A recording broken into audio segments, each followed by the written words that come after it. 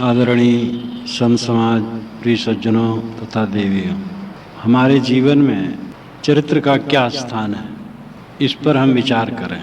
जीवन में चरित्र ही सब कुछ है।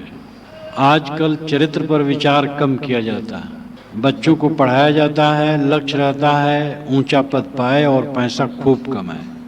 ये लक्ष्य रखना बुरा नहीं, लेकिन उसके साथ साथ बच्चा सच्चरित्रवान हो, ये भी सोचना चाहिए, लेकिन ये नहीं सोचा जाता है। बच्चे जवान हो करके जब अपने हाथ से निकल जाते हैं तब लोग रोते हैं। पहले नहीं सोचते हैं कि बच्चों को सच्चरित्रवान बनाने के लिए हम कुछ करें। एक तो हर गृहस्थ को चाहिए कि अपने बच्चों को धार्मिक शिक्षा दे। हर इंसान कहीं न कहीं किसी प्रकार धर्म से जुड़ा है। जिस ग्रंथ को मानता हो, कम से कम उन ग्रंथों को बच्चों को पढ़ने के लिए प्रेरित करें। धार्मिक ग्रंथों को बच्चे पढ़ें। जहां वो गुरु पीर मानता हो, बच्चों को ले जाए। शिक्षा सत्संग में उसको प्रवेश कराए। अच्छी संगत का प्रभाव और बुरी संगत का प्रभाव इंसान पर पड़ता है, इसमें संदेह नहीं है। बुरी संगत चारों तरफ है, अच्छी संगत दुर्लभ है। और आजकल वातावरण जैसा है आप जानते हैं, हर समय रहा है। विज्ञान युग होने के नाते से वातावरण और प्रदूषित हो गया। विज्ञान ने सच्चरित्रता सिखाने के लिए कोई विशेष सामग्री नहीं दी, गंदा बनने के लिए बहुत। कैसे लोग टीवी में दिखाते हैं, कहते हैं लोग कि कौन संडे और अंडे, यानी संडे को कम से कम अंडे खाना चाहिए, और अंडे में जो प्रोटीन होता है उसका वर्णन। आप लोग तो ज़्यादा देखते हैं, जानते हैं, हम तो सुनी सुनाई बात सुन लेते हैं। तो आजकल ऐसी बातें सामने बहुत आती हैं जिससे मन खराब हो। फिल्म टीवी में हो चाहे सिनेमा हॉल में हो, ज़्यादातर फिल्म चित्त को प्रदूषित करते हैं। कहीं भी गाने सुनेंगे आप रिकॉर्डिंग के, कम ऐसे गाने होंगे जिसमें भक्ति, ज्ञान, विवेक, विचार की बात हो। ऐसे ऐसे गाने होंगे कि सुन करके सावधान न रहे तो मन तुरंत गंदा हो जाए। वातावरण चारों तरफ से अत्यंत दूषित होता चला जा रहा है। प्रदूषण पहले भी था, लेकिन आजकल बहुत बढ़ गया और लगता है और आगे बढ़ेगा। जो जोश प्रगतिशीलता की है, स्वतंत्र चिंतन का है। स्वतंत्र चिंतन बड़ा मूल्य रखता है, लेकिन स्वतंत्र चिंतन के नाम पर जो बकवास और उन्माद शुरू हो गया है, किसी की बात न मानना, गुरु पीर, माता पिता, बड़े बूढ़े, किसी की बात न मानना, ये स्वतंत्र चिंतन आजकल है।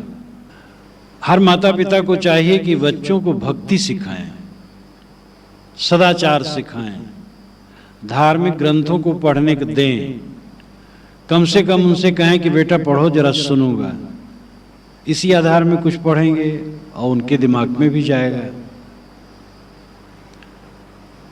बच्चों में नैतिकता आए, सदाचार आए, सच्चरित्रता आए, इसका ख्याल होना बहुत जरूरी है। लेकिन इसका ख्याल करने वाले कितने लोग हैं? इस पर लोगों का ध्यान ही नहीं है। डिग्री अच्छी हासिल कर ले, ऊंचे पद पर चला जाए, पैसा खूब कमाए, बस इतने ही में हमारा दिमाग नाचता है। और कोई लड़का कोई पद पाया, तुरंत सभी यही पूछने लगते हैं तनख्वाह कितनी है और ऊपर की आमदनी कितनी। ये दो बात पूछेंगे। तनख्वाह चाहे कम पूछे, ऊपर की आमदनी तो जरूर। अब अगर ऊपर की आमदनी नहीं है कोई बढ़िया तो बेकार है, ऊपर की आमदनी हो तो ये बढ़िया जगह है। चरित्र के विषय में बहुत कम लोगों का विचार है और इसीलिए बाहर का टीम टाम बढ़ रहा है और अंदर अंदर खराब हो रहा है। बाहर चमकता चला जा रहा है और अंदर में काला होता चला जा रहा है। इसीलिए आदमी अशांत, पीड़ित, विदग्ध, असंतुलित है। पिता और पुत्र का संबंध कट होता जा रहा है। इसीलिए पति पत्नी का संबंध, भाई भाई का संबंध, पड़ोसी पड़ोसी का संबंध, चरित्र जितना गिरेगा उतना ये सब होगा। चरित्र से संबंध मन से ही खास, चरित्र का संबंध मन से ही खास है, लेकिन उसको हम दो रूप में ज्यादा बांट सकते हैं। एक संबंध इंद्रियों का है और एक संबंध बाहरी अर्थ का है। आर्थिक चरित्र और इंद्रिय जनित चरित्र, ये दोनों चरित्र ठीक हो। यद्यप सबका संबंध मन से, मन केवल ठीक हो जाए सब ठीक हो जाएगा, लेकिन मोटा मोटी रूप में ये दो है, चरित्र और अर्थ और इंद्रियां। इंद्रियों की गड़बड़ी, इंद्रियों की लंपटता, और इसमें हमारा चरित्र नष्ट होता है। अर्थ के विषय में लंपटता, इसमें हमारा चरित्र नष्ट होता है। चरित्र हमारा जितना गिरता है उतना हम गिरते हैं। चरित्र हमारे जीवन की उपादान सामग्री है। चरित्र जितना सुव्यवस्थित और सुगठित होगा हमारा जीवन उतना ठोस और सुखी होगा। देह का गुजर करने के लिए, जीवन और परिवार को चलाने के लिए धन की जरूरत है और इसका खंडन कोई कभी नहीं करता है समझदार। धन उपार्जन करना चाहिए, संग्रह करना चाहिए, रक्षा करना चाहिए, उपयोग करना चाहिए, इसमें दो राय नहीं, लेकिन साथ साथ चरित्र पर ध्यान देना चाहिए। कबीर साहब ने कहा, शीलवान सबसे बड़ा, सब रत्नों की खान, तीन लोक की संपदा रही शील में आनी। शीलवान दुनिया में सबसे बड़ा है और सब रत्नों की खान है। त्रैलोक की संपत्ति शील में समाई है। शील ही चरित्र है और चरित्र ही शील है। शील उत्तम व्यवहार है और वही चरित्र है। हमारे जीवन का उत्तम व्यवहार यही चरित्र है और क्षण क्षण का जो हम जीवन जीते हैं वो जीवन ही चरित्र बनाता है, चरित्र का निर्माण करता है। हम कैसे खाते हैं, कैसे पीते हैं, क्या खाते और क्या पीते हैं और कैसे खाते पीते हैं, कैसे उठते बैठते चलते बोलते हैं, कैसे व्यवहार करते हैं, माता पिता के साथ कैसे व्यवहार करते हैं, पत्नी के साथ, पति के साथ, भाई के साथ, सास ससुर के साथ, देवर जेठ के साथ, भाभी के साथ, पड़ोसी के साथ कैसा व्यवहार करते हैं। जीवन की सारी गतिविधियों का फल चरित्र के रूप में हमारे सामने आता है। हमारे जीवन की एक एक क्रिया की बहुत बड़ी कीमत है, लेकिन इस पर हम ध्यान नहीं देते हैं और जैसे तैसे क्रिया होने देते हैं। ये दुर्भाग्यपूर्ण है। हमारे जीवन की क्रिया व्यवस्थित नहीं होनी चाहिए, जैसे तैसे नहीं होते रहने देना चाहिए। उनमें एक व्यवस्था होना चाहिए, उनमें एक क्रम होना चाहिए, विवेक होना चाहिए। खाना, हमारा खाना कितना महत्व रखता है, खाने पर कोई ध्यान नहीं, कुछ भी खा लिए। कुछ भी खा लेने से चरित्र अच्छा कैसे बने। आप जानते हैं कि आपको कांटा चुभाया जाए तो बड़ी पीड़ा होगी, थोड़ा सा कांटा चुभाया जाए, और जहां छुरी लेकर के प्राणी को रेता जाता है और उससे जो चीज मिलती है वो खा करके मन बढ़िया कैसे बन सकता है। इसीलिए विदेशों में, यूरोप में कई जगह तो ये नियम है कि कसाई की गवाही नहीं लेता है जज, क्योंकि कसाई तो निर्दय है, उसकी गवाही प्रमाण नहीं।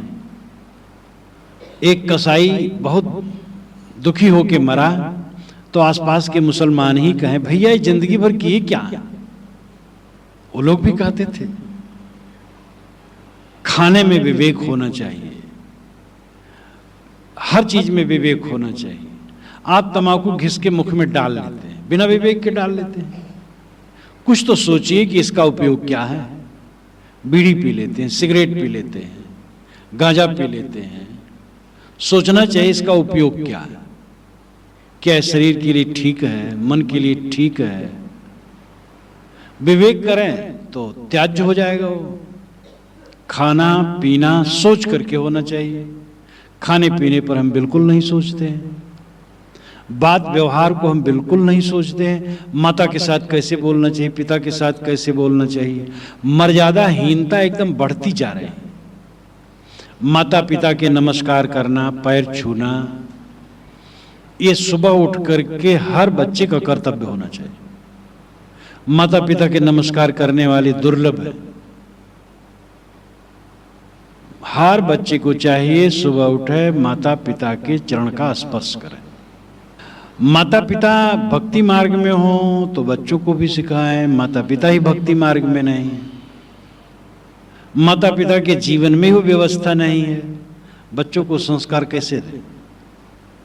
इसलिए बच्चों को संस्कार देने के लिए माता पिता को संस्कारी होना चाहिए।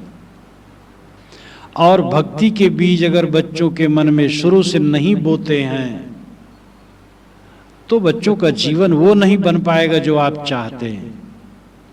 और कुछ हो चाहे न हो, एक दूसरे के साथ सुंदर व्यवहार ये जीवन का महत्वपूर्ण पक्ष है। घर में जो रहें, एक दूसरे से मीठा न बोलें, आदर की बात न करें, मर्यादा न रखें, त्याग भाव न रखें। त्याग भाव रखे बिना दूसरे के साथ सुंदर व्यवहार नहीं होगा। जब हमारे में त्याग भाव होगा तब दूसरे के साथ हम सुंदर व्यवहार कर सकते हैं। और ये सब बातें न होगी तो जीवन कटु होगा।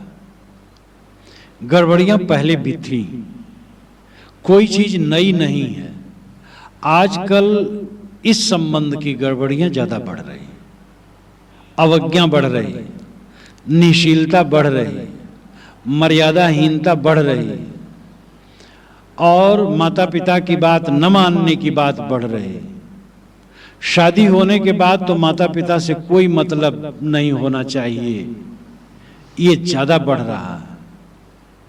अब आप तो ज्यादा जानते हैं क्योंकि आप स्वयं परिवार में हैं और दूसरे परिवार वालों से संपर्क वालों में हैं।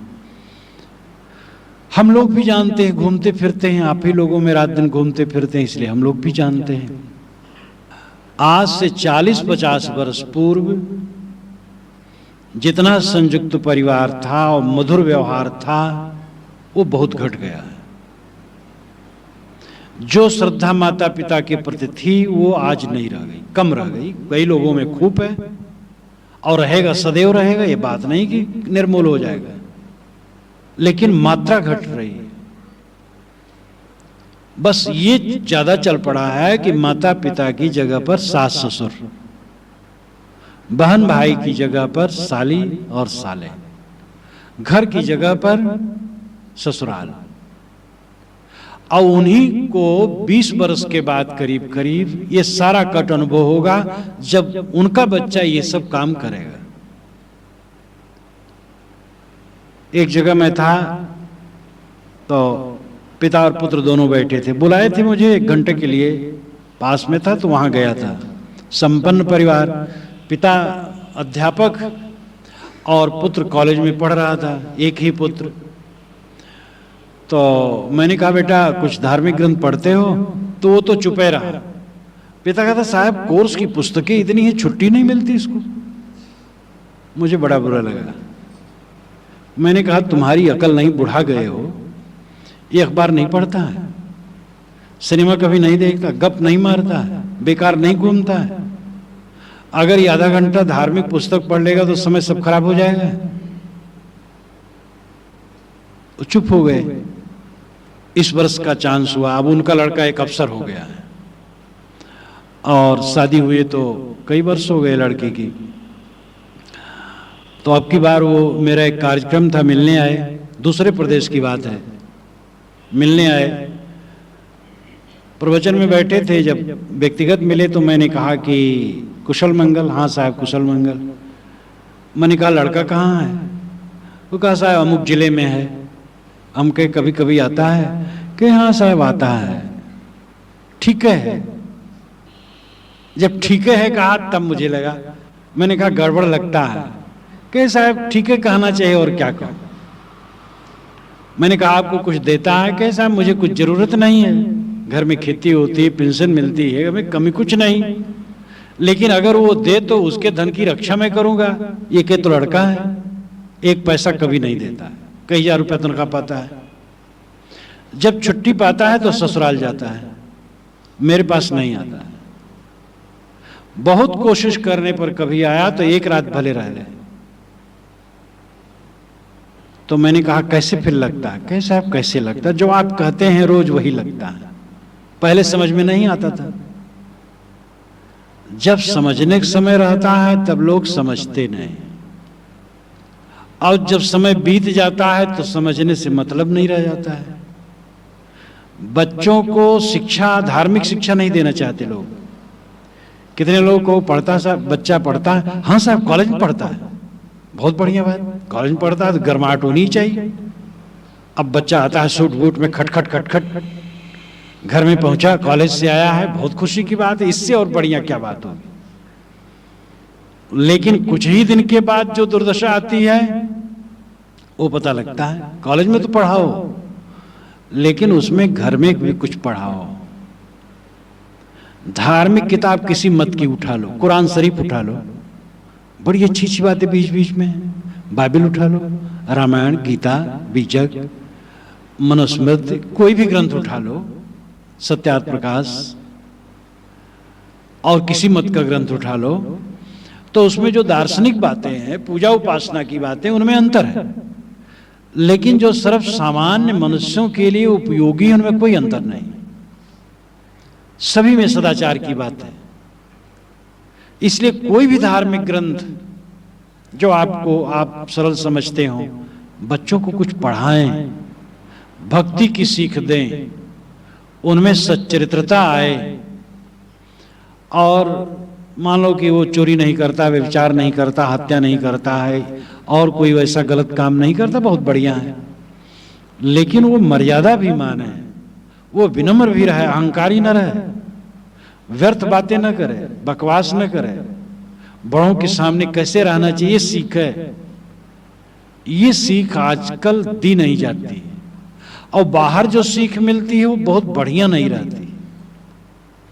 टीवी और पत्र पत्रिकाओं से जो सीख मिलती है एकदम हैजे की तरह जो आजकल बढ़ रही है, उसमें अच्छे अंश बहुत कम है, और अच्छे अंश कब आए कब निकल गए पता नहीं लगता है। बुरे अंश छाए रहते हैं दिमाग पर, जैसे फिल्म में ही, चाहे टीवी में, चाहे सिनेमा में देखें लोग, तो उसमें कहीं अच्छी अच्छी बातें आती होंगी, लेकिन अच्छी बातें कब आई और चली गई पता नहीं लगेगा, और खराब बातें एकदम छाई रहेंगी दिमाग पर। तो आजकल पत्र पत्रिकाएं देखो, उनकी दशा ऐसे ही है, और टीवी इत्यादि देखो, उनकी दशा ऐसे ही है। अखबार तो प्रपंच है ही है, उसमें तो तमाम झूठ रहते हैं। तो इस प्रकार संस्कार जिससे ज्यादा बिगड़े वो सामग्री चारों तरफ काफी व्याप्त है। संस्कार जिससे बने ऐसी सामग्री कम है, और है तो उसका उपयोग नहीं किया जाता है। सरकार की तरफ से उसका कोई प्रावधान नहीं है। प्रावधान जो है वैसे है होड़ में पड़ करके, जिसमें जैसे आग में कोई पेट्रोल डाले अब आग और धधके, वैसे होड़ में सब चल रहा है। तो ये समष्टि को सोच करके तो दिमाग खराब होगा और कोई फायदा नहीं होगा। व्यष्टि को सोचना चाहिए, यानी पूरे संसार को सोच के काम न बनेगा, अपने जीवन को सोचना चाहिए। अपने जीवन को हम सुसंस्कारित बनाएं, अपने आश्रय में रहने वाले व्यक्तियों को सुसंस्कारित बनाएं, उनमें अच्छे संस्कार डालें, और व्यक्ति व्यक्ति समाज का घटक है। एक व्यक्ति सुधर गया तो समाज का एक अंश सुधर गया, और अगर हम अपना सुधार कर लिए तो समाज का एक अंश सुधर गया। केवल कहते रहे तो क्या होगा? मैं कह रहा था कि चरित्र, जीवन में चरित्र सबसे ऊंची चीज है, सबसे बड़ी संपत्ति। बाहरी संपत्ति की जरूरत है और उसके लिए सब कर ही रहे हैं, करना ही चाहिए, लेकिन जो बड़ी पूंजी है जिससे हमारे आंतरिक व्यवस्था होती है और बाहरी भी व्यवस्था होती है, उस पर ध्यान देना चाहिए। आंतरिक व्यवस्था, आंतरिक स्थिति, आंतरिक दृढ़ता, आंतरिक मजबूती सच्चरित्रता से ही संभव है। जिसका चरित्र कमजोर है वो अपने आप में स्थित नहीं होगा। जीवन बड़ा अनोखा है, इसको हमें शुरू से ही खूब ठोक ठोक करके मजबूत करना चाहिए। हर आदमी भय में और असंतोष में जीवन बिताता है। आप एक चपरासी से पूछें, कमिश्नर से पूछें और राष्ट्रपति से पूछें, जहां पूछें ये मिलेगा। हर आदमी के दिन असंतोष में और भय में जाते हैं। कारण क्या है? क्योंकि उसको जो कुछ उपलब्ध है वो कणों के जोड़ है। शरीर कणों का जोड़ है, असंख्यात कण मिलकर के शरीर बना है, और जितने पदार्थ हैं सब कणों के जोड़ हैं, और उनमें विनशने का भय सब समय बना रहता है। प्राणी हो, पदार्थ हो, सबका विनाश, सबका परिवर्तन हरदम बना रहता है। इसलिए आदमी सब समय भय से आक्रांत रहता है। ये छूट न जाए, ये बिगड़ न जाए, ये विनश न जाए, ये खराब न हो जाए। ये सब में निर्भय और तृप्त अथवा निर्भयता और तृप्ति, इन सब में चलते हुए हम निर्भय रहें और तृप्त रहें, सब समय संतुष्ट रहें और सब समय भय से रहित रहें। ये धन और रुपये पैसे से नहीं होगा, ये सच्चरित्रता से होगा, बोध से होगा, ज्ञान से होगा। सहज ढंग से कहें तो सच्चा जीवन का आनंद भौतिक पदार्थों और प्राणियों से नहीं होगा, किंतु आत्मज्ञान, आत्मबोध, आत्म परिष्कार, आत्मशुद्धि इससे होगा। इसलिए चरित्र पर जोर देने की बहुत जरूरत है। हमारा जीवन चरित्रवान हो, इंद्रियों के संबंधित और धन के संबंधित दोनों संबंधों में।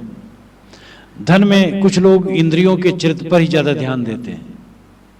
इंद्रियों के चरित्र ठीक रहें, पराई स्त्री पराई पुरुष पर कुदृष्टि न हो, ये हो गया, ये तो ठीक है। लेकिन उसके साथ साथ धन पर भी ध्यान देना चाहिए। गलत तरीके से धन कमा करके कभी भी हमारा चरित्र उज्जवल नहीं हो सकता है। हमारे अंदर में शांति नहीं मिल सकती है, हमारे अंदर में तृप्ति नहीं हो सकती है। गलत तरीके से धन कमाएंगे, उस धन का परिणाम हमारे जीवन में बुरा होगा।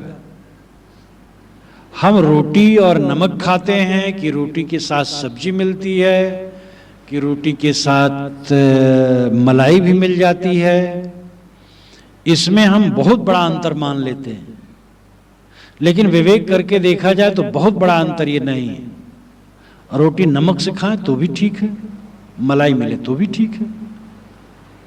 हम मलाई के लिए पाप करते हैं और वो पाप हमारे जीवन को खाता है, और कहीं नमक रोटी ही खा लेते, पाप न करते, तो हमारा जीवन उज्जवल रहता।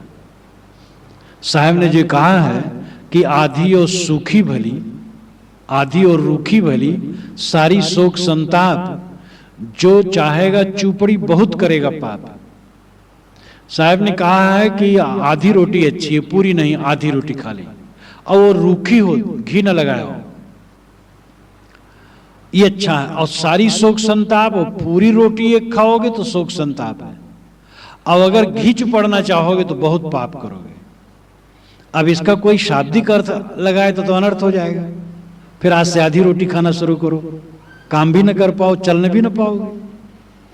इसका लाक्षणिक अर्थ है आधी रोटी का मतलब थोड़े में गुजर करना, ये अच्छा है। आधी और रूखी भली, सारी शोक संताप, बहुत पेट भर खाना, मतलब बहुत खूब भोग विलास करना, ये ठीक नहीं।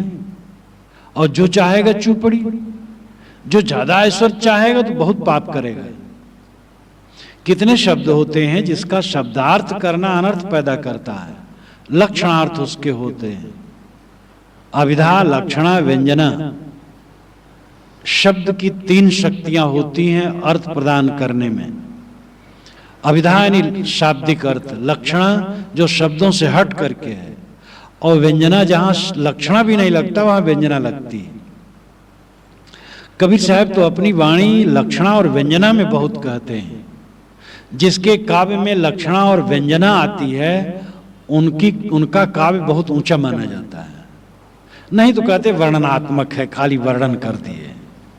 मैथिली शरण गुप्त का काव्य लो, अरे वर्णनात्मक है, लेकिन हमें तो बहुत बढ़िया लगता है। वर्णनात्मक भी बहुत सुंदर है, सब साफ साफ समझ में आता है, लेकिन काव्य की दृष्टि से लक्षणा व्यंजना जिसमें हो वो महत्वपूर्ण माना जाता है। तो आधी और रूखी भली सारी शोक संताप, जो चाहेगा चूपड़ी, बहुत करेगा पाप। सहज श्रम से जितनी चीजें हो ठीक है, चीजें कम बेस रहती है, चीजें बराबर नहीं रह सकती, सबके चीजें बराबर नहीं रहती, इसलिए देख देख करके मन खराब करने की जरूरत नहीं है। जो हमारे पास है बहुत है, हमारा राज्य है अपना, जो हमारा है उतना राज्य है। हमारा जो छोटा सा झोपड़ा है वो राजभवन है। अगर हमारे पास साइकिल है तो हेलीकॉप्टर है। हमें किसी के स्कूटर पर भी हमारी नजर नहीं जानी चाहिए, हमारी साइकिल हेलीकॉप्टर है। अब अगर रोटी नमक मिल गया तो बस 5 पदार्थ मिल गया और 36 व्यंजन मिल गए, ये सब पुरानी कहावतें हैं। तो जो हमारे पास हो उसमें संतुष्ट रहने की प्रवृत्ति होनी चाहिए। ये प्रवृत्ति बिना कोई सच्चरित्रवान नहीं रह सकता है। अपना कम वस्तुओं में गुजर करने की प्रवृत्ति हुए बिना कोई चरित्रवान नहीं रह सकता है। ज्यादा खर्च का मतलब है अनाचारी होना। जो अपने को बहुत दिखाना चाहते हैं कि हम बड़े खर्चवा हैं, वो अपने शान में ऐसा करते समझ नहीं पाते हैं कि हम अपनी पोल पट्टी खोलते हैं। आमदनी 50 रुपए की है और खर्च 70 रुपए का है, तो इसका मतलब क्या है? अनाचार हम करते हैं। लेकिन कुछ लोगों को अपने अनाचार में ही आनंद आता है, वह उसका गर्व करते हैं कि हम कुछ हैं। हमारे जीवन में चरित्र का बहुत बड़ा मूल्य है, दोनों चरित्र का, इंद्रिय जनित चरित्र और अर्थ जनित चरित्र। इंद्रियों का संयम बहुत जरूरी है। जिसमें इंद्रिय जनित चरित्र नहीं है वो 2 कौड़ी का है। इंग्लिश में एक कहावत है, धन खोया तो कुछ नहीं खोया, और स्वास्थ्य खोया तो कुछ खोया, और चरित्र खोया तो सब कुछ खोया। चरित्र गया तो रहा क्या? इसलिए हमें सुरक्षा करनी चाहिए अपने चरित्र की। इसीलिए गृहस्थी में विवाह शादी करके रहने का नियम जो बनाया गया, गृहस्थी एक मर्यादा बांधी गई। इसीलिए हर आदमी बिना विवाह के नहीं रह सकता है, या अपने आप बिल्कुल संयम से नहीं रह सकता है। संयम से बिल्कुल नहीं रह सकता है, इसलिए विवाह संबंध उचित है। जो पूर्ण संयम से जीवन भर रह सके, विवाह की कोई जरूरत नहीं। हम अपने को क्यों बेचें किसी लड़की या किसी लड़के के हाथ? स्वतंत्र है। आज की ये भावना बहुत है, लेकिन ये भावना तो है, लेकिन वो ठीक से नहीं रह पाते हैं, तो भावना बेकार है। इसलिए भावना तो बड़ी ऊंची, हम गुलाम न रहें, लेकिन चरित्रवान रहें, संयमशील रहें। तो गृहस्थी जीवन इसीलिए है, विवाह संबंध में बंध के रहो, मर्यादा से रहो, मर्यादा का उल्लंघन न हो। मर्यादा का जो उल्लंघन करता है, न इधर का होता है न उधर का होता है। दुनिया में जितनी नारियां हैं मां बहन बेटी के समान हैं। गृहस्थों को भी सोचना चाहिए अपनी पत्नी के अलावा जितनी नारियां हैं मां है, बहन है, बेटी। जो बड़ी उम्र की हैं मां है, बराबर की हैं बहन है, छोटी उम्र की हैं बेटी है। इसी प्रकार नारियों को सोचना चाहिए पर पुरुष पिता पुत्र भाई के समान है। और ये भाव मजबूती से होना चाहिए। मन में भी गंदी बातें ना आनी चाहिए। जो त्यागी है, विरक्त रूप में है, ब्रह्मचारी साधु, संपत्ति तो केवल सदाचार ही है। गृहस्थ लोग साधु से एक ही रोशनी चाहते हैं, आत्मिक रोशनी। जो चरित्रवान हो, आत्मनिष्ठ हो, आत्मलीन हो, विषयलीन न हो, बहिर्मुख न हो, अंतर्मुख हो। ऐसे साधकों और संतों की आवश्यकता जनता को है, जिससे उनके प्रकाश में उससे रोशनी मिले। ऐसे संतों के पास जाकर के अपना मन शांत संयत हो, नहीं ज्यादा तो थोड़े समय के लिए आनंद मिले। और बारंबार ऐसे संतों के दर्शन से, संगत से, प्रभाव से जीवन में परिवर्तन तो आएगा ही। पानी के पास जाने से शीतलता मिलेगी, आग के पास जाने से गर्मी मिलेगी। विद्वान के पास बैठो तो विद्वान की बात सुनते सुनते कितनी बातें कंठस्थ हो जाती हैं। और मूढ़ आदमी के पास बैठो तो मूढ़ता की बात कंठस्थ हो जाएंगी। प्रभाव तो पड़ता है। इसलिए अच्छी संगत की आवश्यकता बताई जाती है। तो इंद्रिय जनित चरित्र पर बहुत ध्यान देने की आवश्यकता है। जो दैनिक क्रिया है, टट्टी पेशाब जाना, शरीर को शुद्ध करना, इसके अलावा इंद्रियों का स्पर्श निरर्थक कभी न किया जाए। शक्ति की सुरक्षा बहुत जरूरी है। और इसमें नवयुवकों को बहुत ध्यान देने की जरूरत है। नवयुवक यानी जो उम्र ये 16-18 से लेकर के 25 के अंदर की होती है, 30 के अंदर 30 तक, ये बहुत काफी ऊष्मा का समय होता है, गर्मी का समय होता है। खाने पीने में भी संयम चाहिए और इंद्रियों के स्पर्श का व्यवहार संयम चाहिए, हर चीज का संयम चाहिए। अपनी शक्ति का कभी भी जानबूझ करके क्षय न किया जाए और ये सबको ध्यान देना चाहिए। तो इंद्रिय जनित चरित्र भी शुद्ध होना चाहिए और आर्थिक चरित्र भी, अर्थ संबंधी चरित्र। जो दूसरे को बेवकूफ बना करके धन ऐंठने की प्रवृत्ति है, ये हमारी आत्मा को संतोष नहीं दे सकती। हम गलत तरीके से न कमाएं तो भी जीवन चलेगा। ठीक से जो हम काम करते हैं उतने में भी जीवन चलेगा। अब वो देख देख करके जो तृष्णा हो रही है, फलाने की रंगीन टीवी है, हमारे रंगीन टीवी नहीं है, या टीवी ही नहीं है, किसी की स्कूटर, हमारे पास साइकिल ही नहीं है, नहीं साइकिल नहीं सही, पैदल चलेंगे, जहां बस मिलेगी बस पर बैठ लेंगे। अपने को गड्ढे में डाल करके धन कमाना बहुत गलत है। अब आखिर हम क्या करते हैं? हम आपको ठगते हैं, आप हमें ठगते हैं, सब मिला करके नुकसान तो पूरे समाज का होता है। इसलिए ठगना छोड़ना चाहिए। सबसे बड़ी सेवा तो है कि ठगना एक दूसरे को छोड़ दे। सच्चरित्रता की महती आवश्यकता है। तो हमारे जीवन में चरित्र का महत्व होना चाहिए। चरित्र ही जीवन का असली स्वरूप, सच्चरित्रता, अच्छा चरित्र। धनी होने से आदमी बड़ा नहीं, चरित्रवान होने से बड़ा है। विद्वान होने से भी बड़ा नहीं, ऊंचे पद वाला होने से भी बड़ा नहीं, तथा कथित किसी ऊंची जाति में होने से भी बड़ा नहीं, चरित्रवान बड़ा है। और यह हम अपने अंदर में इसका अनुभव कर सकते हैं। जिसका चरित्र अंदर बाहर ठीक है, उसकी अंतरात्मा को संतोष होता है। और जिसका चरित्र उज्जवल नहीं, उसको संतोष नहीं होता है, वो बिलबिलाता रहता है।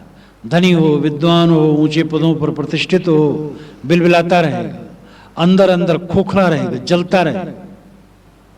अंदर से ठोस वो होगा जिसका चरित्र उज्जवल है। और इसकी शुरुआत हमें बचपन से ही करनी चाहिए। बचपन में बच्चों को संस्कार अच्छे डालें, उनको भक्त का मार्ग भक्ति के मार्ग पर ले चलें। सत्संग में बौद्ध मत में तो ये नियम है कि हर बौद्ध गृहस्थ अपने बच्चे को कुछ समय के लिए साधु बनाता है। वो आश्रम में भेज देता है बौद्ध मठों में, और बाकायदे उसका साधुवेश लाल कपड़ा पहनाया जाता है और श्रामणेर बन करके रहता है। और उसमें नियम जितना कुछ हो जिसके पास कम बेश, कुछ दिन रह करके तब फिर घर में आ जाता है, फिर घर गृहस्थी रूप में फिर बदल जाता है। तो ये माना जाता है कुछ दिन के लिए ऐसे संस्कार पड़ जाए मन में कि आगे के लिए कुछ पूंजी बने। ऐसा न किया जाए, हम लोग ऐसा न करें, कम से कम इतना तो करना चाहिए कि संतों के पास बच्चों को ले जाएं, सत्संग में ले जाएं और सदग्रंथ पढ़ने को प्रेरित करें, अच्छी बात उनको सुनाएं। जो पुराणों की अच्छी कहानियां हैं, हमारे यहाँ 2 महाकाव्य हैं, रामायण और महाभारत, इसमें अच्छी घटनाएं हैं, उनको सुनाएं। जो घटनाएं अच्छी नहीं उसको छोड़ दें।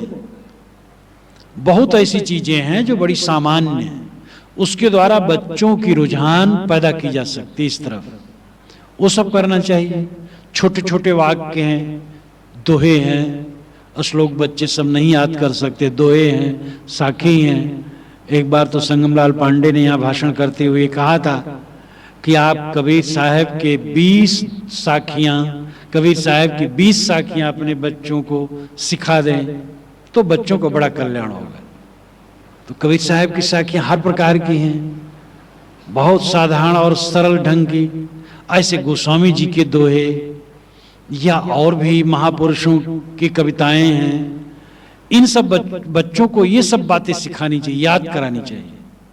ये सब काम शुरू से ही नहीं किया जाता है, और इसलिए जब बच्चा जवान हो जाता है, अपने हाथ से निकलने लगता है, तब रोना धोना शुरू हो जाता है कि बच्चे कहे में नहीं है, बात नहीं मानते हैं, मर्यादा नहीं मानते हैं। आपने उचित कर्तव्य उनके साथ कहाँ किया? संस्कार उनको आपने कहाँ दिया? संस्कार देते देते गड़बड़ा जाए वो क्या किया जाएगा? दुनिया में तो एकदम बिल्कुल ऐसा नहीं है कि शिक्षा ही से सब सुधर जाते हैं। शिक्षा देते देते नहीं सुधरते हैं, लेकिन नहीं सुधरते न सुधरे, शिक्षा का प्रभाव तो है ही है, और कुछ लोगों पर क्या सर्वाधिक पड़ता है। इसलिए सब घरों में ये कर्तव्य होना चाहिए सबको कि अपने बच्चों को अच्छी शिक्षा दें, अच्छे संस्कार डालने का प्रयास करें। चरित्र पर हमें ध्यान देना चाहिए। हमारे जीवन में जो एक एक क्रिया होती है उनके संस्कार बनते हैं, और वो संस्कार ही हमारे लिए पूंजी बनते हैं, वही हमारे जीवन के साथ रहते हैं, और वो अच्छी पूंजी जिसकी बन गई उसका जीवन ठोस होता है, और ऐसे पवित्र हृदय में ही सच्चा ज्ञान उदय होता है और बोध होता, आत्मबोध होता है। मैंने बीच में भी कहा था कि हमें भय क्यों होता है और असंतोष हरदम क्यों बना रहता है। एक तो इंद्रियों से जो हम भोगते हैं वो क्षणिक है, और इच्छा बन जाती है, फिर भोग की इच्छा होती है, और फिर भोगते हैं, और फिर इच्छा और भोग, भोग और इच्छा, एक घन चक्कर ऐसा है कभी बंद होने वाला नहीं। भोगों से इच्छा बढ़ती है, और इच्छा करने से फिर भोग, और भोग से इच्छा। इसलिए अतृप्ति का अनुभव सब समय इंसान को होता है। दुनिया की चीजें सब इंद्रियों तक हैं, आत्मा में कोई चीज मिलती नहीं है, सब कुछ इंद्रिय तक। रूप जितने हैं आंख तक, दूर से हम आंख से रूप को देख लेते हैं, बस सुंदर रूप देख लिए बड़ा खुश हो गए, वो चला गया तो दुखी हो गए। कोई स्वाद की चीज खाए, जीभ तक है, और स्वाद की चीज खत्म हो गई, अब परेशानी, फिर याद आती वही चीज मिले। जितने विषय हैं इंद्रियों तक हैं, आत्मा में वे प्रवेश नहीं करते कि आत्मा में मिल करके पूरा संतोष दे दें, और हम इंद्रियों के भोगों में उलझे रहते हैं, इसलिए असंतोष बना रहता है। साथ साथ सब बदलने वाले हैं, इसलिए भय बना रहता है। कब कौन संसार से उठ जाए कुछ पता नहीं, सब कुछ बिखरता है, सब बिखरता है। बिखरने का भय सब समय मनुष्य को बना रहता है। इसलिए भय और असंतोष, इसी में हर आदमी का जीवन बीतता है। भय और असंतोष के कीड़े मनुष्य के दिमाग को नरक बनाए रखते, और ये तभी निकलेंगे जब हमारे जीवन में चरित्र होगा, सुंदर चरित्र। सुंदर चरित्र से चित्त शुद्ध होगा, और चित्त शुद्ध जहां है वहीं आत्म विवेक होगा, और ज्ञान की असली अवस्था में हम तभी एक रस टिक सकेंगे। हर समय होश हवास में रहना, हर समय एक रस वृत्ति रहना। जो सबके हो ज्ञान एक रस, ईश्वर जीवहि भेद कहो कस। एक गोस्वामी जी की चौपाई उत्तरकांड की है। जो सबके एक रस ज्ञान हो तो ईश्वर जीव में क्या भेद है? एक रस ज्ञान का मतलब क्या है? एक समान वृत्ति बना रहना। क्षणे रुष्टे क्षणे तुष्टे, रुष्टे तुष्टे क्षणे क्षणे। क्षण में हम निष्कामी बन गए, क्षण में कामी बन गए। क्षण में दयावान, क्षण में क्रोधी। क्षण में शांत आत्मा और क्षण में उलझ गए। एक रस शांत आत्मा बने रहे तो हमारा ज्ञान एक रस रहेगा तो हम शांत आत्मा रहेंगे। एक रस ज्ञान के लिए सच्चरित्रता की जरूरत है। जिसने जीवन में सदाचार का पालन नहीं किया है, जो मर्यादा का पालन नहीं करता, जो बड़े बूढ़ों का आदर नहीं करता, छोटों को प्यार नहीं देता, सम में समता का बर्ताव नहीं करता, अपने पड़ोसी में जो परमात्मा नहीं देखता, जिसका हृदय कोमल नहीं है, वो आत्मज्ञान में कैसे ठहरेगा? केवल शास्त्रों की जानकारी से कोई आत्मज्ञान में नहीं ठहर सकता है। सच्चरित्रता से आत्मज्ञान में ठहर सकता है। पवित्र आचरण से चित्त शुद्ध होता है, और शुद्ध चित्त में ही आत्मज्ञान उद्घाटित होता है, और जगत की वास्तविकता का बोध होता है। जगत की वास्तविकता का बोध निरंतर बना रहे, यही हमारे जीवन की पूरी सफलता है। और जब जगत की वास्तविकता का बोध निरंतर बना रहता है, तब फिर भय और अतृप्ति ये खत्म हो जाते हैं। हमारे साथी संसार से उठ गए। भरतेहर जी ने कहा है, उनका तो श्लोक है, हिंदी अनुवाद है, जो जन्मे हम संग उतो सब स्वर्ग सिधारे। जो जन्मे हम संग उतो सब स्वर्ग सिधारे। जो खेले हम संग काल तिनहु का हमारे। हमहु जर्जर दे निकट ही दीसत मरिबो। जो सरिता को तीर वृक्ष को नित्य उखरिबो। अजहू नहीं मानत मोह मन। उमग उमग उर्झो रहत। ऐसो अचेत के संग सो न्याय जगत दुख को सहत। जो हमारे साथ जन्म लिए थे वो सब मर गए, और जो हमारे साथ खेले थे वे भी अधिक लोग स्वर्ग सिधार गए। हमारा शरीर भी जर्जरता की तरफ निरंतर जा रहा है। नदी के तट पर लगा हुआ वृक्ष अब गिरा हो रहा है। बड़े जोर से नदी की धारा चल रही हो, रेतीली जगह हो और पेड़ किनारे हो, उस पेड़ के गिरने में क्या देरी है? मेरी दशा वही है। मेरा शरीर निरंतर काल के मुख में जा रहा है, लेकिन अजहू नहीं छाड़त मोह मन। ऐसी अवस्था में भी मन मोह नहीं छोड़ता है, उमग उमग करके उलझता रहता है दुनिया में। ऐसे अचेत मन के साथ में रहने से दुख सहने की सिवा और क्या है? हमने अपने मन को शुद्ध किया ही नहीं। मन को शुद्ध नहीं किया तो वो दशा कैसे आ सकती है? आत्मज्ञान की एक रूपता, वस्तु बोध की एक रूपता अशुद्ध चित्त में असंभव है। वस्तु बोध और आत्मज्ञान। आत्मज्ञान का मतलब है अपने आप की पहचान। वस्तु बोध का मतलब है जो जैसे है उसको वैसे समझना। जिंदगी भर हम जो हमारे नहीं है उन्हीं के हम मालिक बने रहते हैं। घर, रुपए पैसे, पत्नी बच्चे और प्राणी पदार्थ, इनके हम मालिक हैं। जो बिल्कुल हमारे नहीं, इन्हीं के मालिक हम जीवन भर बने रहते हैं। माने रहते हैं हम मालिक हैं, और धीरे धीरे हमारी मलकई खिसकती रहती है, और परिपक्व अवस्था में जाकर के मलकई ढील हो जाती है, और बुढ़ापा में तो घर में एक किनारे बैठे रहते हैं। जिनके ऊपर हम मालिक माने थे वो आंख गुर्रा करके निकलता है घर से हमें देख करके लड़का, और उसके सामने हम सिमट जाते हैं। जिसके ऊपर हम अपने को मालिक मान बैठे थे, अब वो हमें ताकता है तो हम डर जाते हैं। कितनी झूठी मलकई है। किसके हम मालिक हैं? ये शरीर के मालिक नहीं है। अचानक चला जाता है, देखते देखते। गोंडा में हमारे एक प्रेमी थे, भक्त थे, वह गत वर्ष में मुझे बुलाए। मैंने कहा ठीक है आऊँगा। वह इलेक्ट्रिक विभाग में एक छोटे अफसर थे।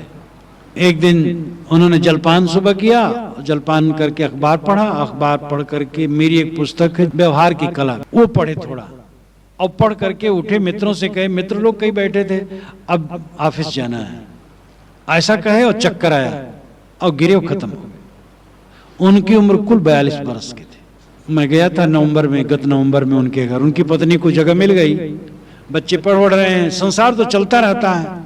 एक दूसरे हमारे प्रेमी थे, उनकी उम्र 60 से ऊपर थी, ज्यादा नहीं थी, 60-65 के अंदर थी, अच्छे व्यापारी। वो भी बस जलपान किए, अभी कुछ दिन की बात है। जलपान किए, जलपान करके कहे अब जाता हूं दुकान। खड़े हुए और चकराए और गिरे और खत्म हो गए। पत्र आया मेरे पास अभी अभी, सुना। हम सुनते हैं दूसरे को और सामान्य रूप में उसको ऐसे बस रहने देते हैं। हाँ भाई मर गए, ये नहीं सोचते हैं कि ऐसे नंबर मेरे ऊपर आ रहा है। वस्तु बोध का अर्थ क्या है? जो अंततः होने वाला है उसको हम देखें, अब ऐसा देख पाए तो हमें बड़ी राहत मिले, हमारे मन की गर्मी शांत हो, हमारे मन का उद्वेग शांत हो, और हम सही दशा में जी सकें।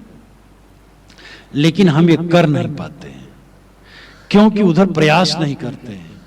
आत्मबोध और वस्तुबोध हमें ठीक से होना चाहिए, और आत्मबोध वस्तुबोध निरंतर बना रहे, एक रस बना रहे, तब ये कल्याण है। आपको जो पाना है परमात्मा, परब्रह्म, मोक्ष, निर्वाण, वह आपसे दूर नहीं है, वो आपके अंदर में है, वो आपका स्वरूप है। ये विवेक होना चाहिए, समझ होना चाहिए और विश्वास होना चाहिए। और यह विश्वास और विवेक जिस दिन हो जाता है, आदमी कैसा निर्भय हो जाएगा क्या पूछना। हर आदमी हरदम भयभीत, मर जाने के बाद क्या होगा। कभी अगर सोचता है तो उसे मर जाने के बाद क्या होगा। मर जाने के पहले जो है वो मर जाने के बाद होगा। मर जाने के पहले ऐसे मजबूत बन जाओ कि मर जाने के बाद की चिंता ही न रह जाए। एक अभेद्य किला है, आत्मस्थित का अभेद्य किला है। स्वरूप स्थित, आत्म स्थित, राम में लीनता, आत्मलीनता, एक अभेद्य किला है। और इस किला में कोई हो जाए तो उसको भय क्या है? मेरा छूटेगा क्या? मेरा तो अपना कुछ है ही नहीं, छूटेगा क्या? पहले छोटा छोटा आया है, और मेरा जो अपना है वो कभी छूटने वाला नहीं। अगर मेरा अपना कुछ है तो राम है, आत्मा है, और वो कभी छूटने वाला नहीं है। मैं छोड़ना चाहूं अपने राम को तो छोड़ नहीं सकता। कोई अपनी आत्मा को छोड़ के अलग हो सकता है? नहीं हो सकता। और उस स्थिति में कोई पहुंच जाए तो अभेद्य किला में पहुंच गया, निर्भय हो जाएगा और तृप्त हो जाएगा। छूटने वाली वस्तुओं का भय खत्म हो जाएगा। अनाद काल से सब बिगड़ता रहा है, विनष्टा रहा है, ये अनंत प्रवाह चल रहा है, इसको कौन रोक सकता है? इसमें सोचने की क्या जरूरत है? जो होता है होने दो, अपने आप को संभालो। और ये उच्च स्थिति तभी संभव है जब हमारा पहले ही चरित्र सुंदर हो। शुद्ध चरित्र बिना अंतःकरण कभी स्थिर नहीं हो, और स्थिर अंतःकरण में ही आत्मज्ञान उदय होगा और आत्मस्थित होगी। जीवन का असली हिस्सा भीतर है और उस पर हमें ध्यान नहीं है। हम अपने आप को ठीक बनाते नहीं। एक बहुत साधारण आदमी होता है जो कलाकार पत्थर गढ़ता है, आप कहेंगे मजदूर है, हथौड़ा लिए छीनी लिए बेचारा दिन भर छीनता रहता है, एक पेड़ के नीचे बैठा या कहीं झोपड़ी में, लेकिन कैसा कलाकार होता है। एक अनगढ़ पत्थर को लेकर के छीनते छीनते सुंदर वस्तु और सुंदर मूर्ति बना लेता है। और हम ऐसे अनाड़ी हैं कि ऐसी सुंदर मूर्ति को पा करके इसको ठीक से सुरक्षित नहीं रख पाते हैं। हमें अपने जीवन को बनाना चाहिए, गढ़ना चाहिए, सुधारना चाहिए और इसकी शुरुआत बचपन से ही करना चाहिए। ये जिम्मेदारी माता पिता की है, क्योंकि अबोधी बच्चा वो क्या जाने। माता पिता का कर्तव्य है कि बच्चों को अच्छी शिक्षा दें। केवल स्कूली और कॉलेजी और विश्वविद्यालय की शिक्षा पर निर्भर न रहें। पेट भरने के लिए वो शिक्षा ठीक है, लेकिन जीवन को जीवन बनाने के लिए आप अपने घर में बच्चों को धार्मिक शिक्षा दें, सदाचार की शिक्षा दें, मर्यादा पालन की शिक्षा दें, भक्त बनाएं बच्चों को, विनम्र। भक्त बनना बहुत जरूरी है। भक्त का अर्थ ही विनम्र हो जाना, और भक्ति के बिना कुछ होने वाला नहीं, किसी दिशा में उन्नति। साहब ने कहा है, सब ते लघुता भली, लघुता ते सब होए, जस दुतिया को चंद्रमा शीस नवे सब कोय। इसलिए बच्चों को भक्त बनाओ, सदाचारी बनाओ, शुद्ध संस्कारी बनाओ, और उनमें अच्छे संस्कार आएंगे तो आगे भी वो संस्कार पनपेंगे। और ये अच्छे संस्कार जीवन में पनपते गए तो जीवन बढ़िया बनेगा। फिर भौतिक पदार्थ जितने हैं कम और बेश रहते हैं, सबको भौतिक पदार्थ बराबर नहीं मिलते। सबका कर्म, प्रारब्ध, पुरुषार्थ भिन्न भिन्न है, और वो कम बेश होने से जीवन की ऊंचाई में कोई खास अंतर नहीं होता है। हम तो ये मानते हैं उस आदमी बड़ा मकान है इसलिए बड़ा आदमी है, ऊंचे पद पर इसलिए बड़ा आदमी है, इतना पैसा इसलिए बड़ा आदमी है, ऊंची जात में इसलिए बड़ा आदमी है। लेकिन ये बिल्कुल बेकार की बातें हैं। आदमी के चरित्र के नाते बड़ा होता है आदमी। मकान बड़े मकान में भी रह जाता है, छोटे में भी रह जाता है। बड़े मकान की जरूरत है, बड़ा मकान बना लिया जाए। बहुत लोग हैं तो बड़ा मकान बनाने पड़ेगा। अब देखो ये बहुत बड़ा तो नहीं लेकिन फिर भी बड़ा है, परंतु आप जाइए संतों के आसन की तरफ तो एक आसन से दूसरे आसन मिल मिल करके लगाए हैं, जैसे आप जेल खाना में फिर भी अलग अलग रहता है फौज में भी अलग अलग रहता है, लेकिन हमारे यहाँ तो बस पास पास में आसन लगा है और इतना बड़ा मकान है लेकिन फिर भी छोटा है। तो अगर जरूरत हो बड़ा मकान बना लिया जाए।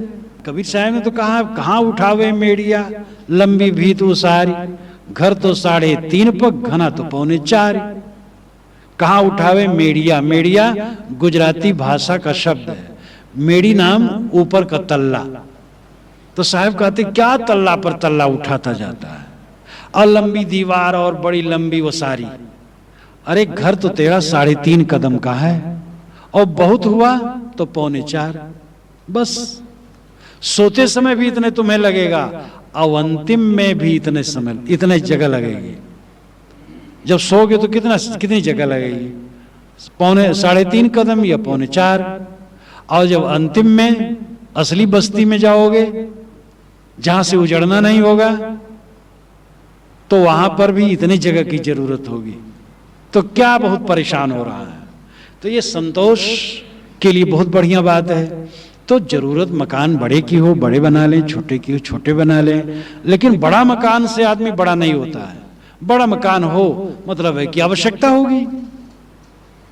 कोई पढ़ा लिखा हो इसलिए बहुत ज्यादा पढ़ा हो तो बड़ा हो गया, ठीक है उसकी पढ़ाई है, पढ़ाई बड़ी है ठीक है, बड़ा तो वह जिसका चरित्र बड़ा है, जिसका मन बेईमान नहीं, जिसकी इंद्रियां संयत है, जो सदाचारी है, जो दूसरे को तकलीफ नहीं देता है, अपने गुजर के लिए किसी को पीड़ा नहीं देता है, जिसके खाने पीने बोलने व्यवहार बरतने और जीवन की यावत क्रियाओं में हिंसा जानबूझ करके शक्ति चले तक नहीं होती है।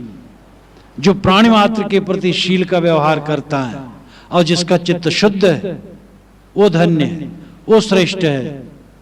और ये चरित्र, सुंदर चरित्र जिसके जीवन में हुआ उसी का अंदर पवित्र होता है। सोई नूर दिल पाक है, सोई नूर पहचान। साहब कहते हैं पाक दिल में ही नूर की पहचान होती है, पवित्र हृदय में ही आत्मा का प्रकाश होता है। चित्त शुद्ध जिसका होगा उसी को आत्मज्ञान होगा।